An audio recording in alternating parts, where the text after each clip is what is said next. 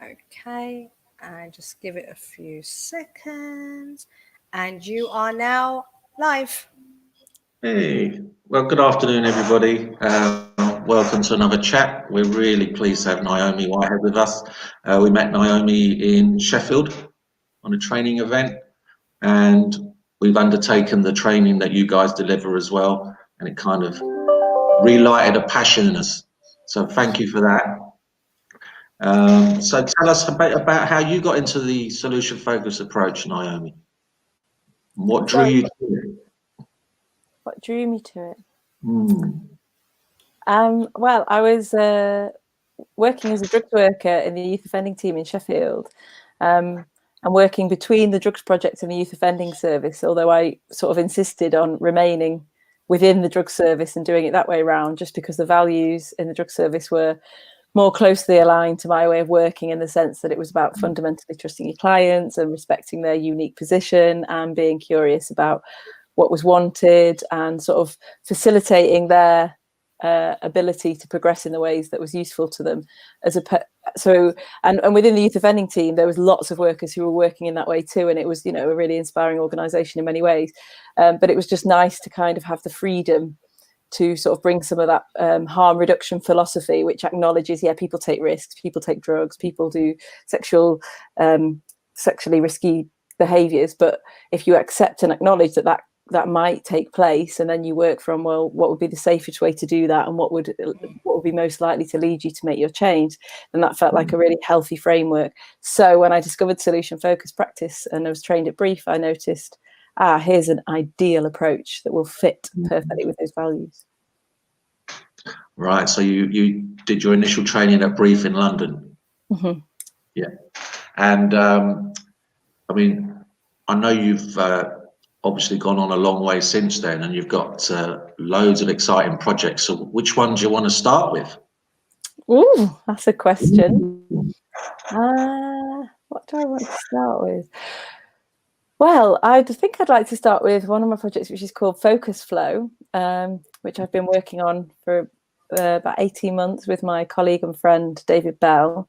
And Focus Flow is about inviting clients, so inviting organisations that might be suffering with their organisational structure or their communication, to come into nature. So he's very skilled in using skills like orientation and orienteering and adventure therapy, and in using that to invite people to sort of go through unusual, slightly challenging experiences where they sort of might be looking in different parts of the woods for something, and then they have to come together as a team and sort of work out a puzzle, and so sort of stretching and slightly uncomfortable and then really comfortable. And so that's David Bell's expertise, and then me bringing in my solution focused practice into those settings and inviting people, what did you notice you're doing well, and what might a sign of progress look like, and and as you're in nature and you're experiencing this teamwork, what difference is it making that they helped you climb that tree when you weren't sure that you could do that. So it's a really unusual project that we're just sort of growing very gradually,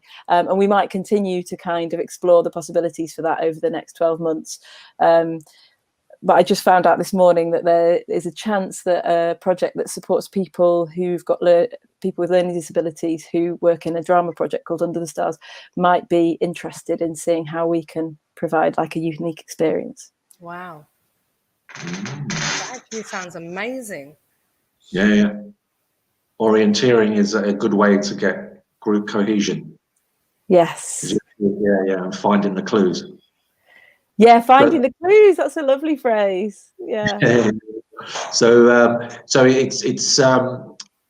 it's the projects there. It's has it actually had any clients yet, or you've got some interest? Yeah, no, we've just got some interest. We've actually, we have done one project together that was excellent, which was with a street drinkers project, and that was really exciting because watching it unfold. That was within within a building, so it wasn't outdoors in nature, but we used, again, lots of, I'm really passionate about using kinesthetic activities and inviting people to play, because I think when you play, then you learn. When you're creative, and if you're not creative, then if you write things down and you're structured, then you notice one another's qualities in those settings, and it allows each person to play to their unique strengths. So we did it within a building, and we got people to do a big jigsaw puzzle, and we also worked with social care a couple of years ago, which was what ignited our interest to create Focus Flow. So fingers crossed. And I remember when you were the guest on the training that we did recently, you got us to do that treasure hunt, which was really fun. Yeah. Yeah. What did you like about the treasure hunt? It was just thinking of things that represented you as an organisation, and it was you had to think about it, but it was you only had a certain amount of time to do it, so there was a bit of panic, but also it was really fun. Yeah, I really enjoyed that bit. So and it got us moving about. So do you think the panic was helpful? Yeah, well, it definitely focused your mind. Yeah, it definitely got you thinking about. It definitely got you thinking about the items that best represented what we do. Yes. And I think one of them, I think I brought down the tea. I bought tea. Joe bought a coffee, and we were kind of both looking at each other. Why did you choose that? but it was that was the first thing that came to our mind. But it was really good, and you could reflect on that. Yes. Definitely could reflect on that. And for such a simple game to play on Zoom, a lot came out of it. Yes. Yeah. Excellent. Yeah. And did it make a difference later on? I think it did, in respect of I started missing the clients coming to the office because of the coffee smell and parents just helping themselves to teas and coffees, and it made us kind of appreciate what we do have. Right. Wow. It really did. It really heightened our appreciation for what we do and our clients that come to see us, our families, as Joe and I call them. But yeah, it really did help, and we had a good giggle. Excellent. Yeah. Which is important, having a good giggle. Yeah, always. And it was because it sounds like kids would really enjoy it, but even as adults, it was quite fun. Do you know what I mean? There's no age limit to that. It's quite a fun activity to have done. So I know that's one of your little projects, but there's other things that you're quite into. So what else is happening for you at the moment? Well, on Friday, I was lucky enough to train a drugs project. So I've sort of come full circle. That's where I discovered Solution Focus 20 years ago. And here I am, nearly 20, and here I am sort of back working in that sector back in Sheffield, which is wonderful. And it's an organisation called Project 6 in Keighley. And I did some organisational training with them. And obviously, they've just gone through supporting some of the most at-risk individuals in society through this pandemic. So and moving up most of their services on Zoom, and then sort of doing lots of food bank work, which is more of the face-to-face side, and having to sort of support clients around do not resuscitate orders because of the situation that they're in, and in the National Health Service. So some really complex issues, and so understandably they were sort of looking for something, I think, and hopeful for some solution focused to provide an uplifting boost and to help them acknowledge how far they've come and what they might do more of or differently in the next few months. And it was just lovely because at the end of so there was some skepticism at the beginning of the day, which is natural. And sort of by halfway through the day, people were saying things like, wow, I've really starting to notice, just like you said, actually, what I actually appreciate. I mean, we've achieved quite a lot. So we've managed to meet this many clients during this time. And actually, we've started signposting people to activities and sports. And we've developed this new initiative around employment. So it was just lovely. And we've realized that we do communicate well and that we do appreciate each other as a team. And maybe we could do more of this, the resource gossip, and where you acknowledge each other's qualities, and that said that they might try and bring more compassion to the way that they talk to one another on the days that are difficult. So that was just really lovely. And the last part of the day, this is inspired by Mark McCurgo and Alex Steele, who obviously talk a lot about the connection between improvisation, jazz improvisation, and solution focused practice. And I found this hilarious video of just breaking down what jazz improvisation is, and it was brilliant. It couldn't be a better fit, saying, so it's this like really 80s man in this suit going, so the thing is that we look for resources and then we notice what that person's doing and we connect, and then something new is created and we co-construct, and then you hear these sounds, and then somebody does this impression and they start playing this again really 80s jazz music, but it was just beautiful. And watching the participants really sort of thrive and go with that and really grasp the metaphors, it seemed to reinforce the principles they wanted to bring in. Oh, That's wow. amazing. Sounds like a really good day. So was that on Zoom, Naomi? Was that? Yes, it was on Zoom. Yes, yeah. And I imagine you've adapted seamlessly, haven't you, to doing everything online? Actually, it all started when we went to Sheffield. Not the Zoom part of it, but do you remember I said to you, wow, I feel challenged when I went to Sheffield? Can you hear us? Yeah. Right. When we were in Sheffield, and I said to you, I actually feel challenged. I like this. And it was a different way of looking at things. And I think where we were trained by the fantastic brief team, and we just kind of went, we did so many hours of training, quite a lot. And then practice, go back to training, then practice. But then when we came to Sheffield and we met you guys, we're like, wow, we need to, this is now our new norm. We need to meet other practitioners. And then we stayed connected. Thank you very much for allowing us to do that. And actually kind of developed from there. And since Sheffield, we've lifted that box. Wow. So we're not thinking outside the box. We've just lifted the box. You've lifted the box. Where to? Lifted the box. I threw it in the bin, in the trash can for anyone else. I threw it in the bin. We thought, no, we don't want a box because a box will limit us. And to think outside the box, you need to find some gaps. So we just kind of got rid of it. And that was basically the catalyst. And then obviously lockdown happened, everything else happened. So we were forced to start using Zoom. But yeah, it's working great. And it's great that you guys are using it. Yeah, I feel really lucky. Because you seem really busy. What else are you? What else are you involving yourself with? Well, I am busier than I've ever been, and yet feel like I'm able to enjoy more balance than ever before. It's this really bizarre and lovely combination, I suppose, because everything that I'm working in, I'm really passionate about. And I think the last 5 years since specialising, I mean, doing SF for many, many years, but specialising for the last 5 years, all the foundations that I sort of laid are sort of blossoming, and I'm sort of bearing the fruits of that now. So I'm just lucky enough to work with lots of private clients in a coaching capacity in organisations, and then in a therapeutic capacity with adults and some children, and in sort of trauma work, and in working with people with depression and anxiety, and just finding that one-to-one work so rewarding. And it's just every single client that you ever meet is just such a privilege, and some really unusual things are happening. Like at the moment I'm working with an individual in India who was referred to me by one of my colleagues in Russia. So it's just so and I think to talk about the sort of the international aspects of my work, what I've been really fascinated about recently is like the cultural context. And so that's internationally, because I think each country, people can have a different style of doing things or a different way of communicating. Or so, for example, in India, talking a lot about karma and the influence that plays in their life, and then me connecting that to solution focus.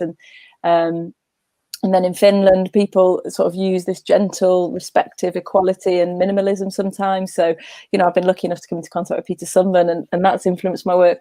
And I've also, when thinking more widely about the international context of how people interact and your sort of multicultural competence that you develop from adapting to people in those circumstances, thought about even in the UK. So,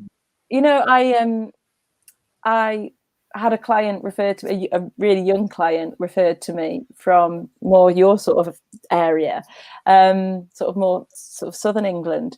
And it's one of the unusual and rare times where there just wasn't a click. And part of me just couldn't help feel that was partly because we just, the way that we talked and I think that maybe because he was a child as well, the way that we talked and the slang that I used, and Sheffield, people call us a bit fluffy in Sheffield, but we're really friendly and really outgoing and really, you know, whereas he's sort of from the south and a bit more held back and a bit more reserved.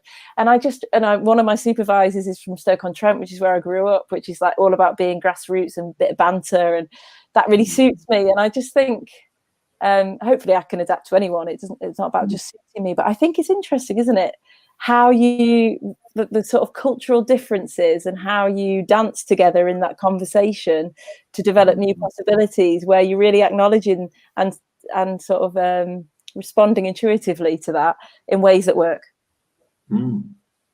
So you've got clients all the way in India now, thanks to thanks to Zoom. Russia. No, thanks to Russia and Zoom. Yeah, exactly. Thanks to Zoom. I mean, it's just opened up the world even more profoundly than previously. Yeah, I mean, I've learned so much attending networking meetings and SF meetings, you know, with various topics, and just sitting back and listening. It's just amazing, and cultural differences do come out, and you embrace them, and you think, wow, you know, I can adopt that. Yes. And there I am with my pen and paper, like, can you repeat that, please? And that's what I love about the SF community. And I think Joe and I will always mention this in the FBS chat. It's such a giving, respectful community in that respect. Yes, it really is giving and respectful. And I think, like you were saying, you might not be able to hear people, and then you're embracing it. And I also think that what's lovely is we all have this agility. That was a sort of a word that came from, you know, working with John Wheeler and Tara Gretton, when Tara Gretton was saying, right, let's just move our 5-day certificate course online, and suddenly we were doing it and it worked really well. And, you know, thanks to sort of her vision and John's agility in those moments. And isn't that like what a gift to work in an approach and in a community where you're always seeking to discover what can happen, how it can happen, what makes it easy. What makes it useful for human beings, what creates equality. Yeah, and I think when you are very solution focused, you can't help but, when you are presented with a challenge, it's you know, I acknowledge the challenge, it's there. Now, what are we going to do about it? Yes. And it's just a natural way of thinking. Yes. It's a very automatic way of thinking now, isn't it, for us? It's there's a presenting problem, which we call a challenge. Now, what are we going to do about it? Because we can't be stuck here. And especially with the training that Joe and I attended with Tara, and that was thanks to you again. It was a case of, wow, you know, we're doing it via Zoom. This is amazing, and you make the most of what you've got. Yes, you do, and suddenly from doing that, from making the most of what you've got in a really open-minded way, you discover some things, some ideas that you would never have had previously. Yeah. What else? Yes. Sheffield Hallam University. What's happening there? Yeah, so as a result of working alongside Brian Thornton, who owns Solution Focus Sheffield, he invited me to take over his work at the university, which has been a real gift. And I think I have to talk to you both about this, because I was really moved by it, and I think we might have met shortly afterwards. But so I do lecturing with nursing and midwifery, with the social work students, and also with people who are doing masters in social care and social work masters, so sort of a reasonable variety. And I was working with the first year social work students who used to have to be 21 but now 18. So I mean, that's really young to be exploring, you know, to be going out into community settings and looking at sort of complex lives. And it was just honestly, it was lovely. So I started this session, and again, I could see this, what are we going to do here? And I was sort of leaping around a bit and then trying not to leap around too much. I'm thinking, no, remember, this doesn't always work. So I thought, I'm just going to make this really transparent. So I did an activity again inspired by Brian Thornton. So I said to people, I'm going to ask you to do something that's really awkward now. You're probably going to hate me for a minute, but I just want you to trust that it might be valuable. So they did the speed dating thing that Brian devised, where you stand in front of one another and you say 3 things that you notice in that moment that tells you you're pleased you're going to be working with that person. And you just time it. I do it more quickly than Brian, to just keep it really fast and a bit of pressure. So 1 minute and then swap. So we did that.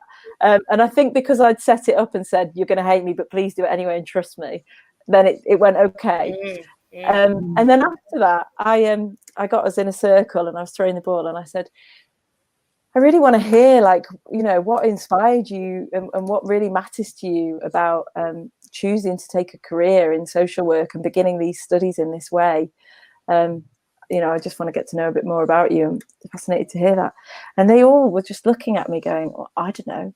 And I said, just take a moment. Maybe it's a difficult question. Anyway, they all started to share. And halfway through the morning, this young woman, this 18-year-old woman came up to me. She went, I don't know what to say. Like, it's dead weird. You're dead weird. Like, you've like made me think about like what my purpose is. Like, I never even bothered thinking about that. Like, what is this? Like, now I'm thinking about like people, and I suppose I do really want to help people, and thinking about like what I want to do in the world, because you asked us and what impact we want to have, and you're like really getting in my head. It's just lovely. Oh, that is wonderful. So how long have you been at the university, Naomi?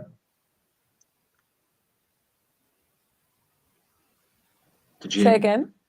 How long have you been at the university? Yeah. I do guest lecturing sort of 2 or 3 times a year for about actually for about 4 years. Wow. Okay. Aren't they lucky to have you? Oh, Very lucky to have you. Someone so inspirational. Oh, thank you, Aisha. It's please note that I said that and it wasn't Joe. So tell Tara to mark our work. Tara, if you're listening, I just got 10 points. Come on, Joe. I actually feel sorry for Tara. I really do feel sorry for Tara, because it is a case of, I've marked your work. What did Joe get? What did Joe get? Yeah, oh God. So totally professional. Yeah. What did Joe get? Tell me. So it's interesting because I don't know if social work students, especially where we are given that sort of collaborative solution focused training. So how come Sheffield adopted it? I can only imagine, because obviously historically it was Brian Thornton's sort of influence in the city here. I think his solution focused coaching, counselling, mediation, and his background in working in substance misuse services in Sheffield for many years just meant that people that the Sheffield Hallam University sort of became aware, and Peter Ashworth, who employs us to do it from the university, is really, really insightful about providing his students with a really wide toolkit, so that he's confident that they're equipped with a wide variety of approaches that they can use in those moments. Of course, Brian and I think they should just only practice and learn solution focus, but no, it's excellent. So I think Sheffield Hallam University have got this commitment to really equipping the students in that way, and I think what they really like about what we delivered together and what I now deliver, sort of on the behalf of Solution Focus, is that it's a skills day. So one of the activities that we do is, again, inspired by Brian, but you represent each different member of a family who are in crisis, and so the students get to sort of role play what the family members might say, and then we show how a solution focused approach could enable that family to progress slightly in the ways that the family wants to. Yeah. So it's very interactive and it's very skills based. So hopefully they leave with some tools that they can use instantly. Brilliant. And EBTA, because I know you wear a huge hat when it comes to EBTA. So for those that don't know what EBTA is, start with that. Okay, so EBTA is the European Brief Therapy Association, and EBTA absolutely changed my life. So when I first came into contact with the more specialist with sort of immersing solution focused practice into my entire career about 5 or 6 years ago, and I met John and Greg. I'd already met Greg very briefly years ago, but I'd met John and Greg and talked to them about joining solution focused trainers and that kind of thing. And soon after starting to work with both of them, and in particular John Wheeler at this time about EBTA, John Wheeler was really sort of passionate in a, you know, he was just regularly encouraging me to think more seriously about attending EBTA in Vienna, and which is slightly out of character. And I was thinking, well, you know, I feel that it's really important for me to consider this because of the way that he's communicating to me about it. So eventually, even though it felt like a really big push at that time, I just moved to Wales to live with my husband, partner, and I was, there was a lot of things happening. I was just setting up my business, but I went to Vienna, EBTA in Vienna, and it was a really transformative few days. Ferdinand Wolf was hosting it. Wow. Which is just incredible now to think of how I know him. And then I just saw him on that stage, and he was so passionate. And that's where I met Kij Burns face to face, and I was already aware of her, so that was an absolute privilege. I met Carolyn Emanuel, I met Susie Curtis, I met Biba Ribol. Love Biba. Yeah, so it was really, and I met Evan George and Chris Iveson again, you know, after all these years, and I spent time with John and Marie. It was just a really, really, and I met Pout, Cromcamp. It was just such a fascinating few days because the pace was very gentle. Culturally, it was really stimulating because of Vienna, and it was just like minute to minute learning. Like there was a man there from India talking about how he was bringing solution focus into the medical profession, and it was just like a learning lab. And just from there, so many opportunities unfolded. Yeah. And what a drag having to go to Vienna. Oh, I know. Geez. How dare John persuade you to go? Yeah. Selfish John. Yeah, no, it was great. And I attended the board meeting, you know, to sort of at their AGM.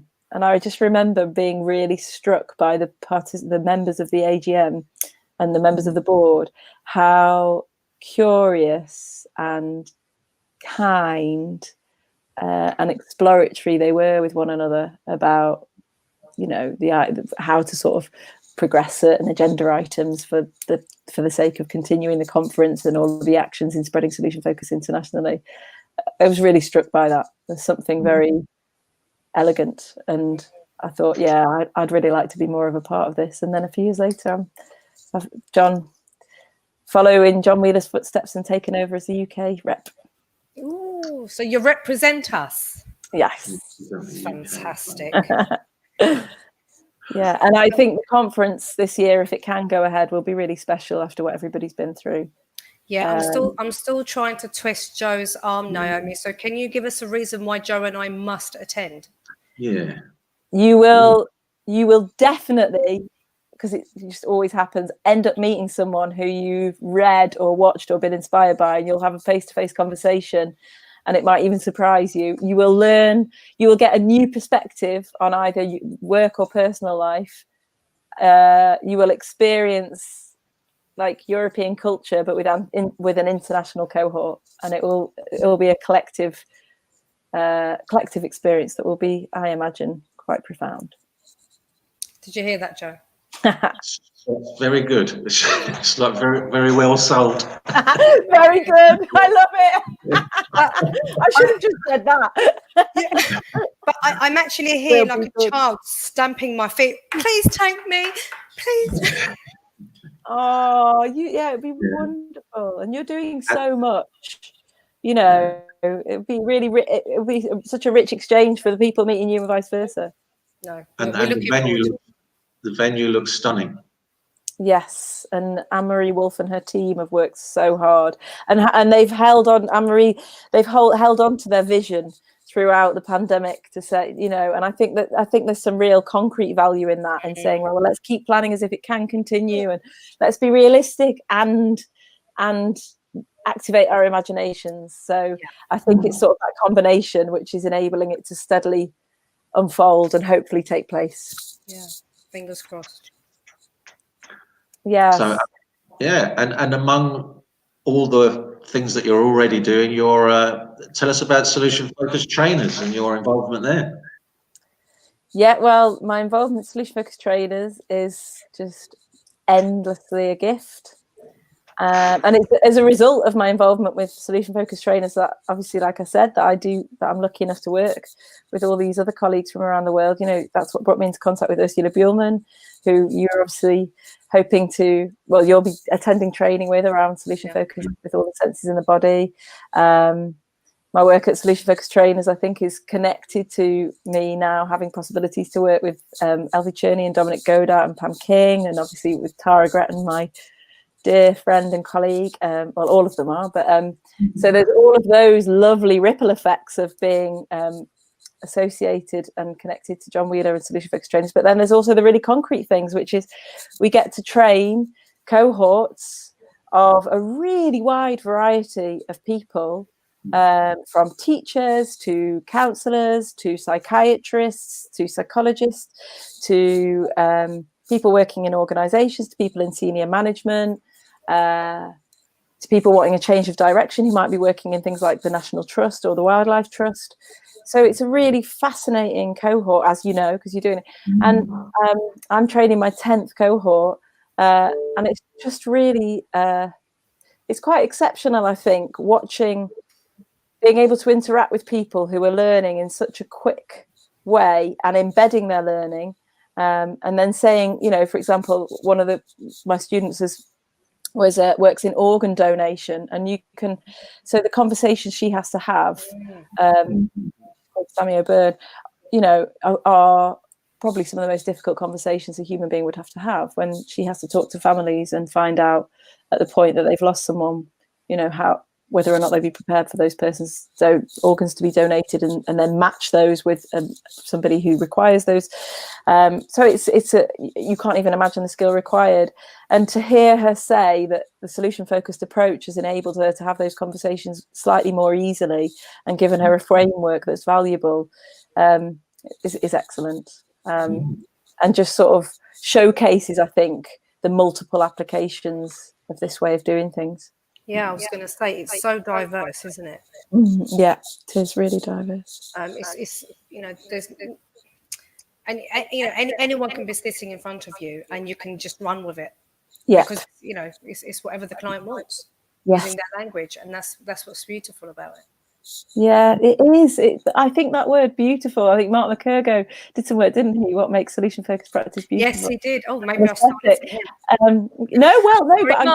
Sorry, Mark. No, it's just a lovely turn of phrase about it, and people often say that, and I think, you know, that sort of almost tingly feeling. It's gentle. It's comfortable. It's beautiful. It's you know, yeah. It's like a big soft pillow. Yes, and yet it also, as being a soft pillow, provides you a way of navigating really like huge, serious challenges. Yeah, absolutely. Both and you're I don't know if I'm right, or correct me if I'm wrong, but isn't it one of it's the training that you provide is one of the few accredited ones? Yeah, that's correct. So we're accredited by the NCFE.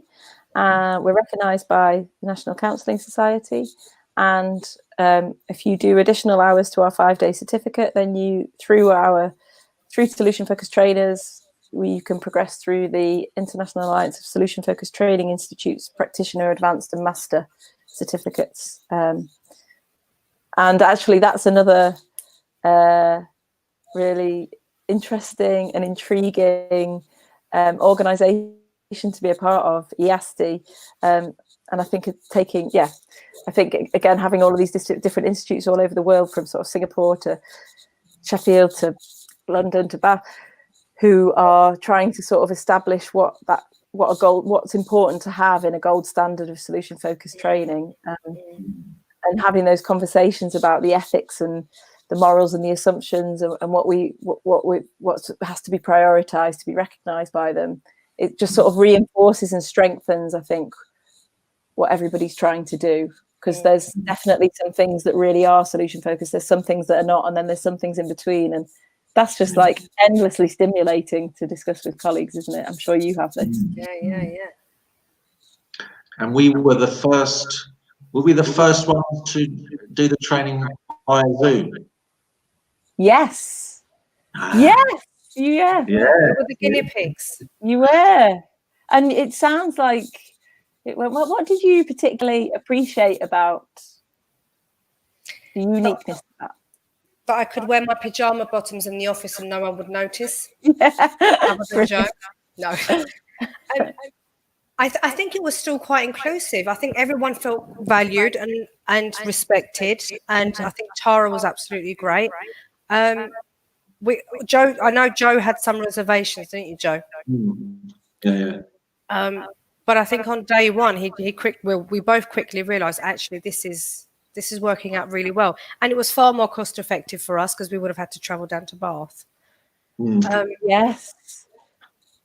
The only thing that was missing was the hugs. Yes. And the coffee break talk. Yeah. Yes. Yeah. Right. But it was lovely because then the participants, we all kind of met through WhatsApp, and we had our own Zoom calls, and we were practicing online with them, and it still worked out really well. Wow. So I highly recommend it. So you're practicing online on Zoom with one another, which almost might not have happened otherwise. And you said that you still felt really valued, and people frequently say that the feedback all of us get at the end of our courses is that they say, I felt really safe, and I felt like it was a really like a learning environment where we were really valued. And to hear you say that on the first ever Zoom call, as credit to Tara Gretton, and I think real credit to the structure of the course that John and Greg designed, that it enables that. And that somehow, what motivated you to start hooking up on Zoom afterwards? Well, I think what with the other participants. Yeah. Well, because Joe and I were the more because we'd been in the SF world for a lot longer. It was they were newbies. So we kind of felt that we needed to support them.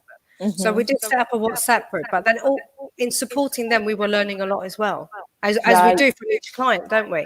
Yeah. So we asked them if they wanted to meet once a week.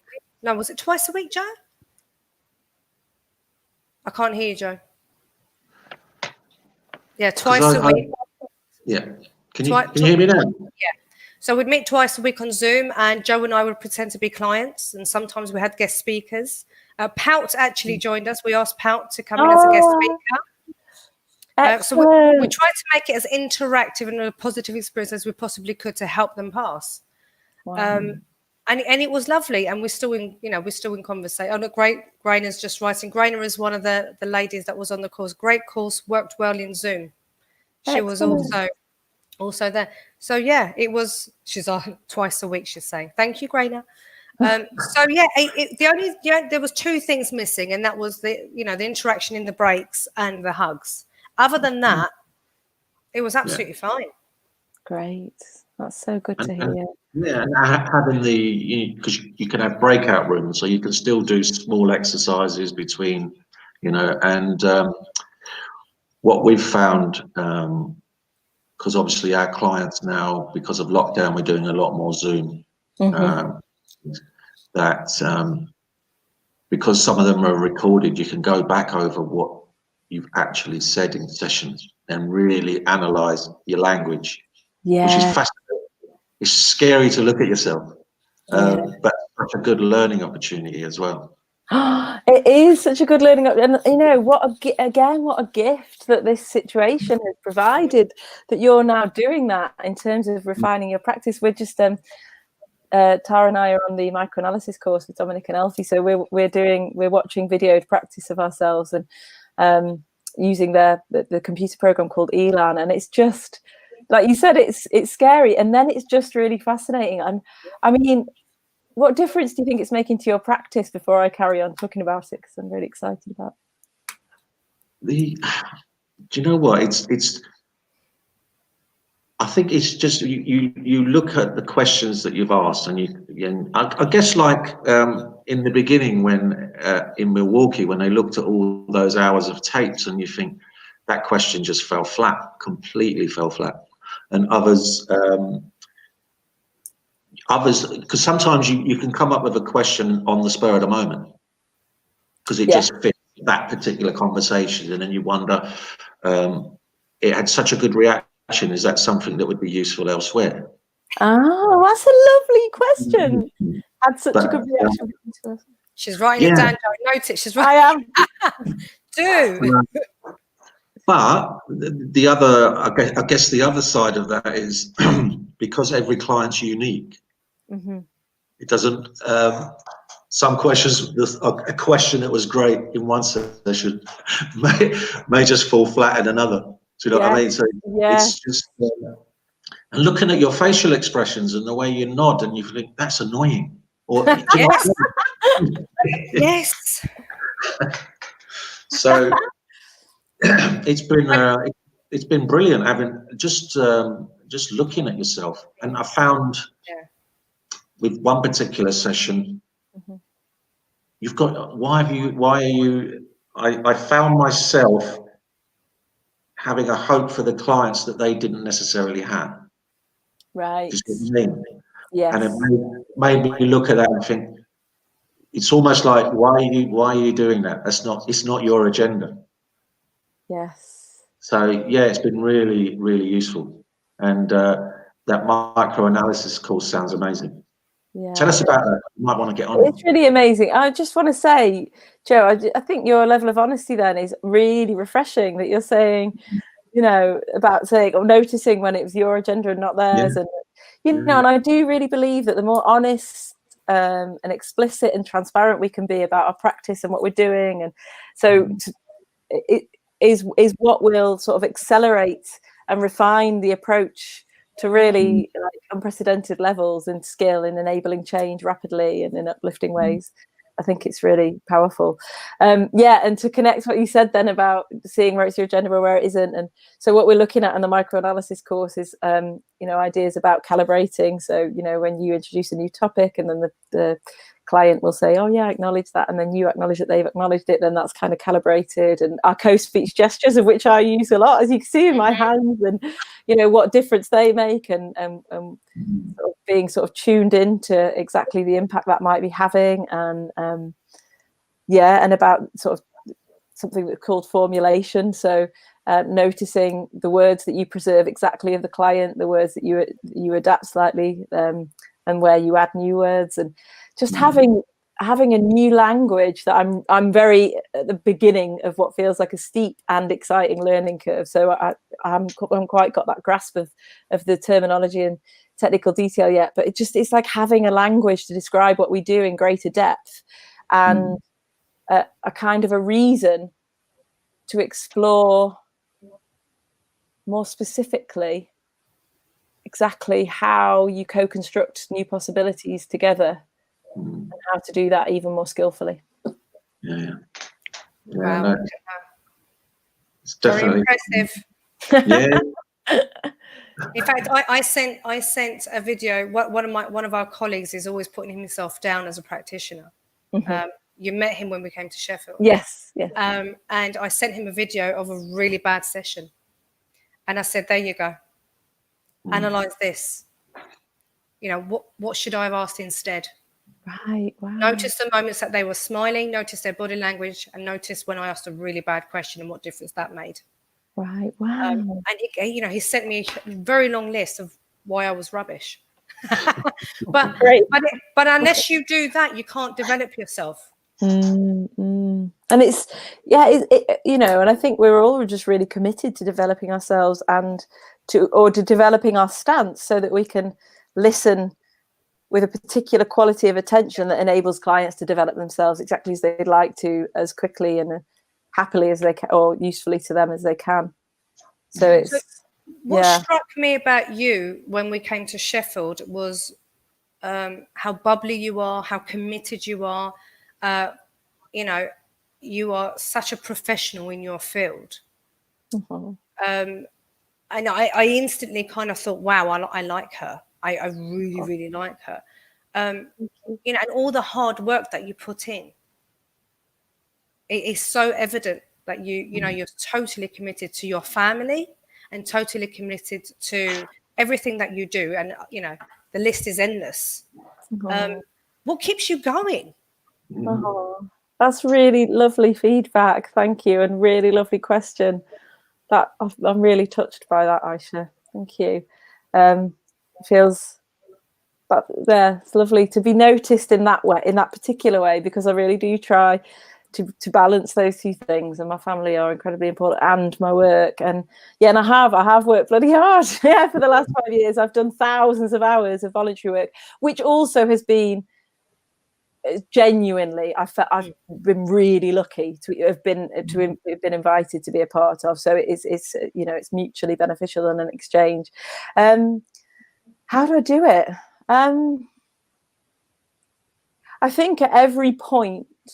So, for example, in preparing last year to host the 2019 EBTA summer camp in Kleinbuchfeld in Germany with my colleague and friend Matthias Schwab, you know, the anticipation of that, it became increasingly sort of terrifying is probably too big a word, but I was really nervous and thinking, wow, you know, we ended up with more participants than we'd planned to have. And again, people from, you know, Russia and from Sheffield and from lots of different corners of the globe, and thinking, you know, we wanted to host it in a way that, you know, we had Mark McKerger co-hosting and Ferdinand Wolf and Mikkel Gerten, who owns the farmhouse where we were. And it was just thinking, this is really, really important. And so the only way to approach this is to think about, is to connect to values, actually. Like, you know, why am I doing this? Like, what are my genuine values?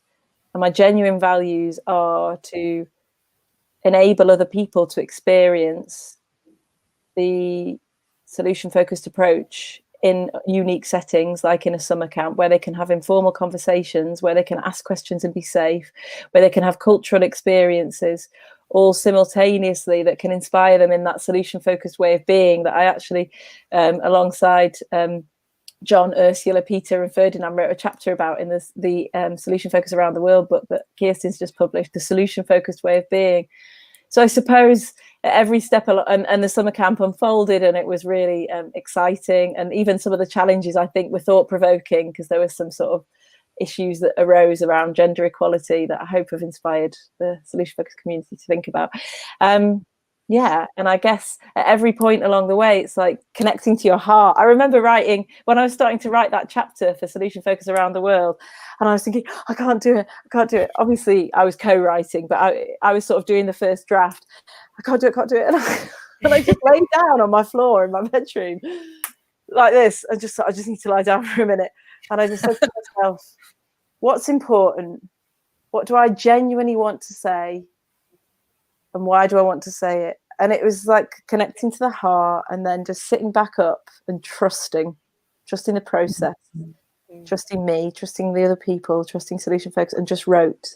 And from there, the information unfolded. So I think that's what helps me every day to kind of balance a very busy personal and professional life. And it's really joyful, isn't it? Solution focus. Yeah. So it is like, you know, we're doing what we love, and it's work too. I think we're very lucky because, you know, we go to work smiling. It's not a chore. It's not something that we feel we have to do, because it's a wonderful experience for each client. You learn something new, and each client you think, wow, you know, that don't ever ask that question again, or continue asking that question. And it's always a learning curve, but also meeting other, like you said, you know, and you've mentioned some wonderful names. It's learning from each other. Yes, exactly. And I think when you're saying about learning from clients, something that always strikes me as well, you know, I don't know if you get this, but when frequently clients say things, I'm trying to think of a concrete example, but say things about how they're coping or a perspective on the world. So a client recently, a very senior position within mental health in the UK, was saying, it's just about when I'm really, really still, and when I'm truly deeply present and I look at nature in a particular way, then I notice I'm at my best. And it was just the way she said it. It was like such a reminder. It was just at the beginning of the COVID-19 situation. I was like, yeah, that's what we should all be doing. They so often just deliver these little like pieces of beautiful wisdom that you think, wow, I'm meeting with you here to facilitate change. Actually, you're teaching me loads about life. Yeah. And I really want to work with within street homelessness again, to be grounded into the unique way you look at the world in that setting, because I think it sort of opens your world back into it, just sort of away from just I don't know.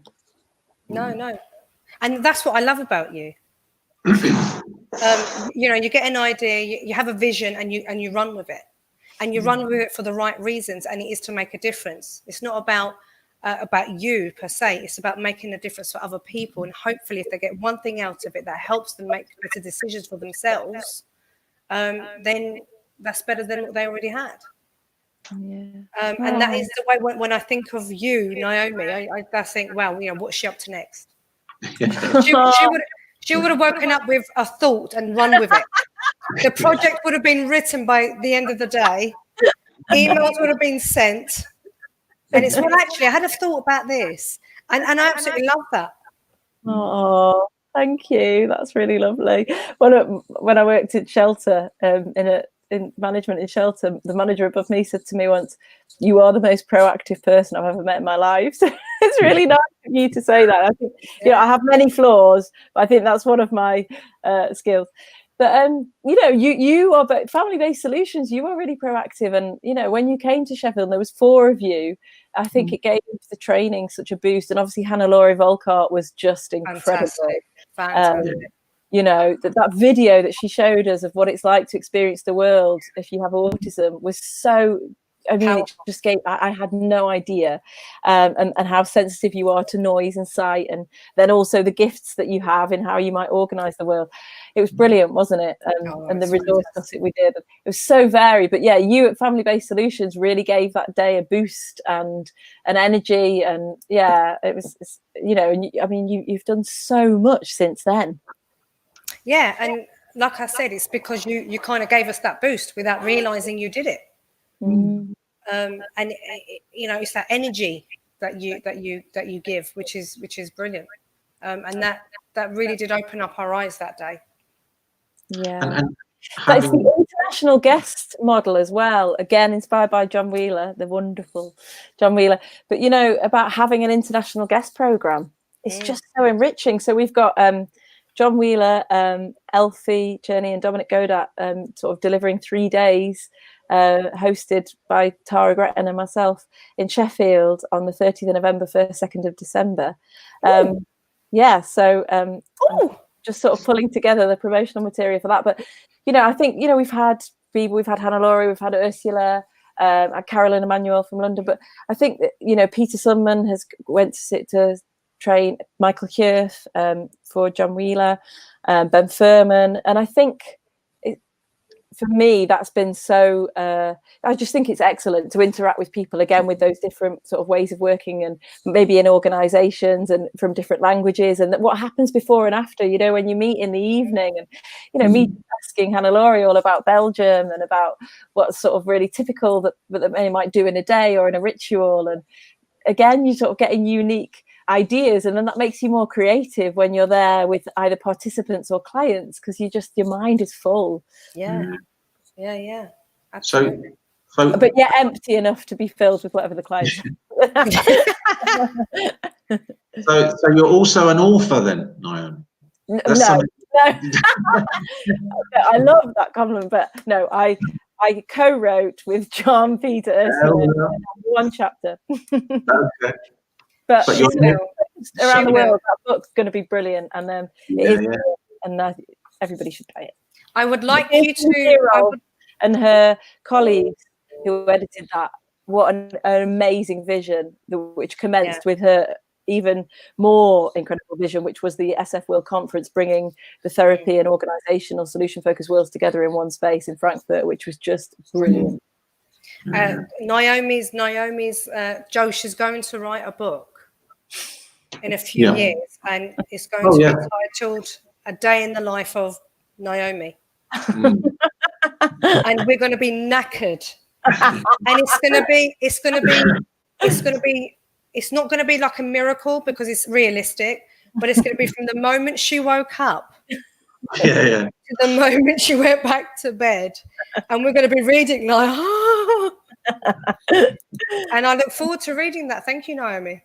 Oh, you're welcome. If you're going to be knackered, I'm just thinking about Stefan, our other colleague at Solution Focused Trainers, who specializes in adventure therapy. I'll get some tips off him how to weave it like that kind of story. Yeah, thanks, Stefan. So have we left anything out, Naomi? No, it's just a real pleasure, and thank you for inviting me to participate. Are you ready, Naomi? You know what's next? I do know what's next. Go. Let's give us your top 5 questions. I'm fascinated. Okay, well, I'm going to give the caveat that it's impossible to choose, but if I have to, for now, today, and this, you could ask me next year, and I'm sure there'd be a different 5. Yeah. At the moment, the questions I'm enjoying asking and that I'm noticing appear to make a useful difference to the clients that I work with is the classic, what difference does that make? So it invites people to come up with such expansive answers, and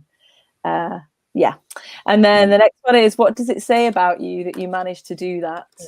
That's one of my favorites. Yes, I really enjoy that, and Susie Curtis asked me that when we were working together, and it was and I've been using it ever since.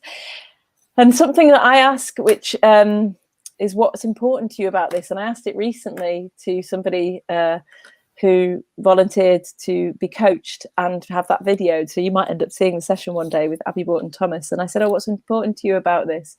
And she said, I suppose I want my house to be organised in this way because of the way that my parents brought me up, and it was a very welcoming home.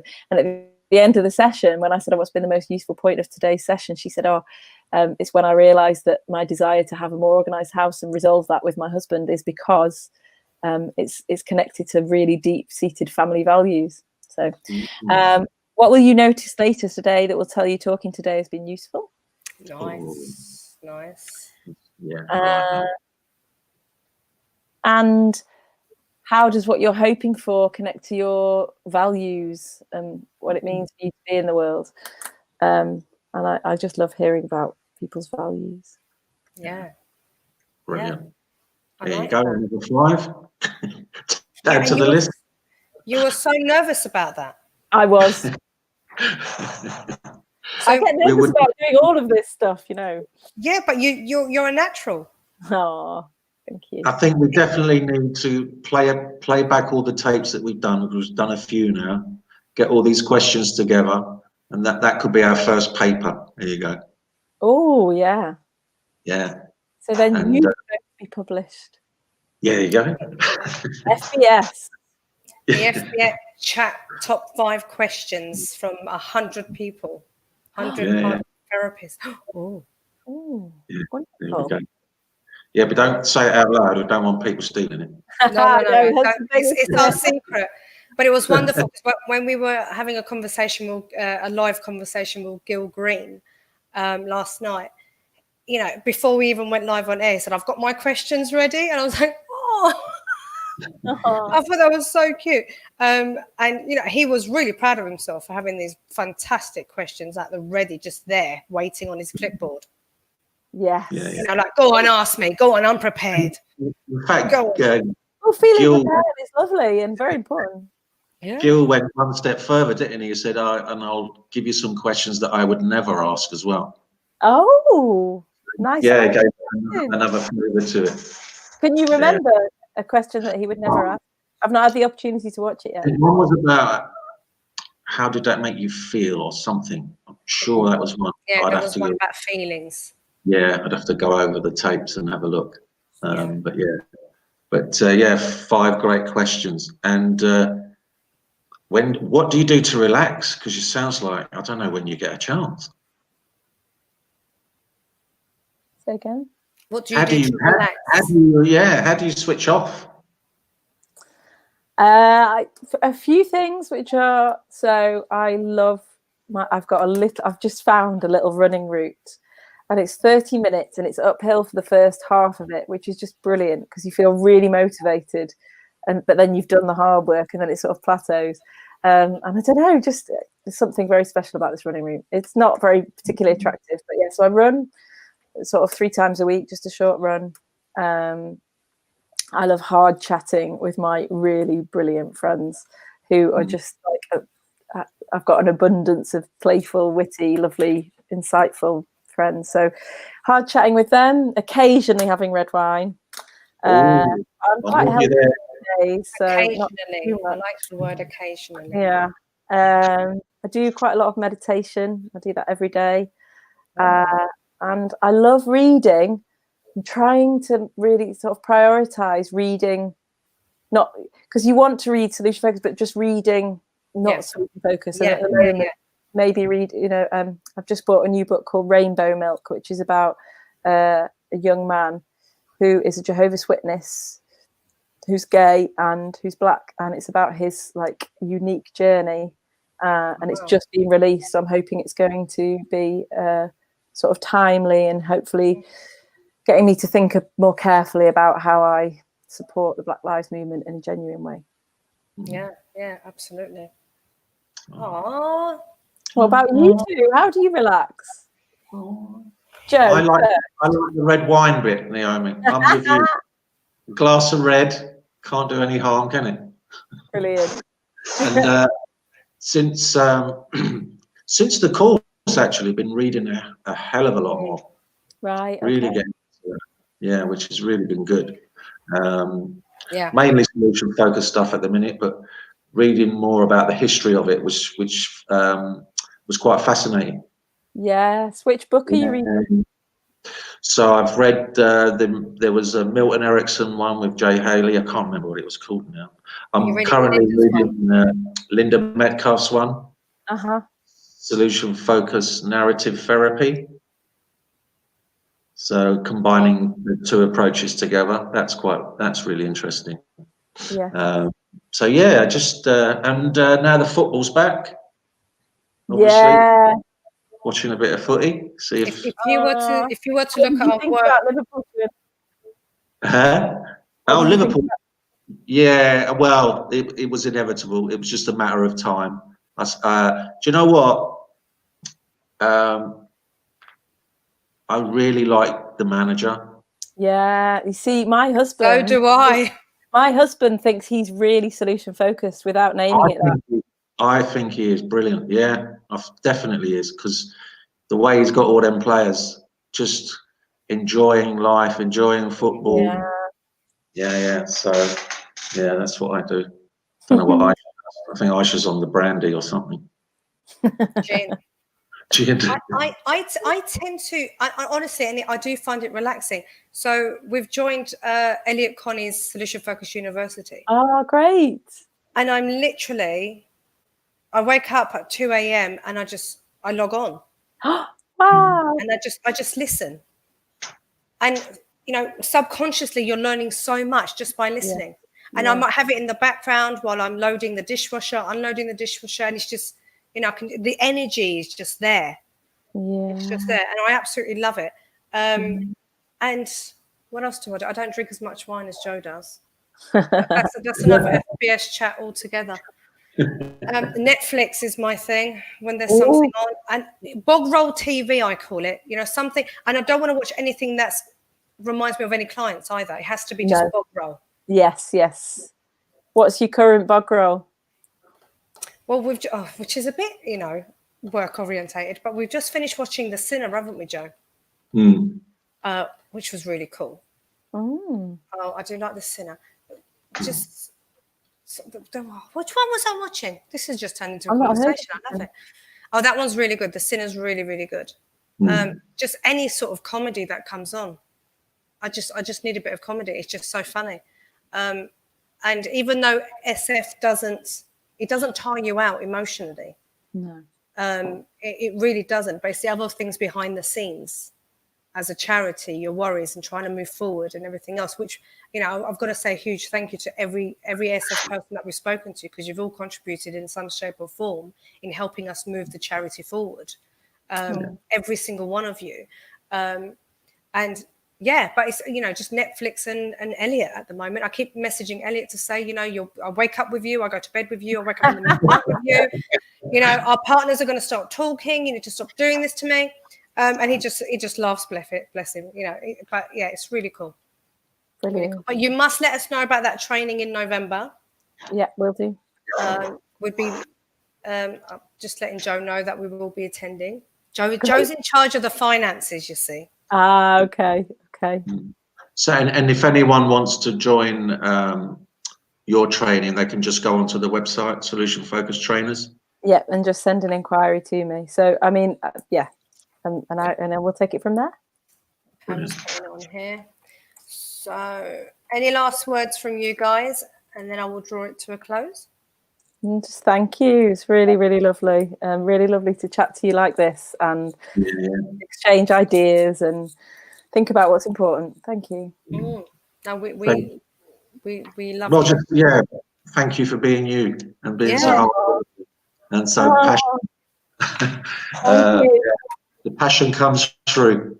Yeah, and definitely. that's really, if I was a student, that's kind of the teachers you always remember are the passionate ones, weren't they? Do you know, the one that made the subject come alive. And I think you do that, which is brilliant. Yeah. Thank you. Thank you, Elisha, for all that you're doing. All thanks to you, Naomi. Right, Naomi, can I just ask you not to press any buttons and wait there for a minute? Oh, did you see that? So thank you to everyone. And tomorrow we have Evan George joining us at 4 o'clock. So I hope you can join us tomorrow to meet and listen to the wonderful Evan, one of the co-founders for Brief in London. So I'll see you guys tomorrow, and au revoir. Bye.